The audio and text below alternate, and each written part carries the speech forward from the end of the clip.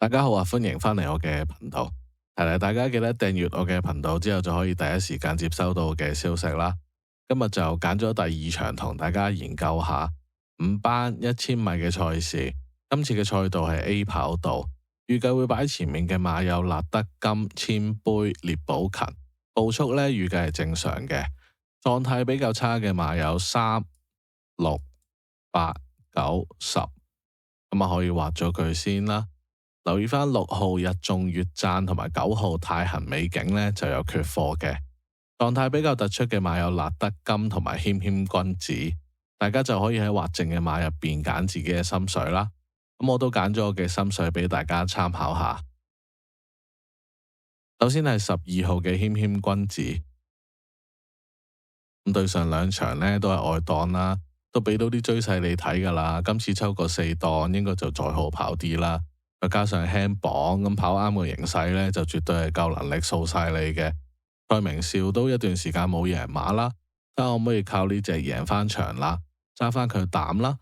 然後就係4號嘅立德金，咁狀態就好 fit 嘅。上場跑第4，喺佢前面嘅鼓浪高升呢，今次就抽咗個11檔，佢自己呢就抽到個3檔，咁擺喺前面走得順，對手形勢又差咗，預期表現就會再好啲啦。然後就係11號嘅銀量豪俠，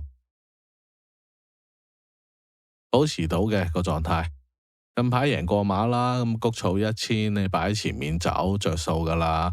對上嗰場泥地呢都捱翻個第3，今次俾翻鍾易禮跑啦，咁啊贏馬組合揀埋佢啦。然後就係2號嘅列寶勤，狀態平穩嘅，做足晒功夫先嚟噶啦，再加埋1檔潘頓，形勢咁好啊，實熱啦。咁啊點都賺啲級數嘅，但係始終都係一隻未出過頭嘅馬啦。咁臨場太熱就唔係好直搏啦，我自己就拖翻做腳啦。剩翻就鼓浪高升啊，天火同德都可以留意下啦。咁如果唔係隻列寶勤1檔呢，其實都會想揀呢啲先，再到列寶勤嘅。咁啊第2場賽事分析過，睇啱啱你心水啦。如果想知道我臨場收到咩消息到咩馬嘅朋友，就可以加入我呼風喚雨嘅群組啦。可以睇下我頻道簡介或者發信息俾我查詢翻。咁就下個賽馬日再見，祝大家好運。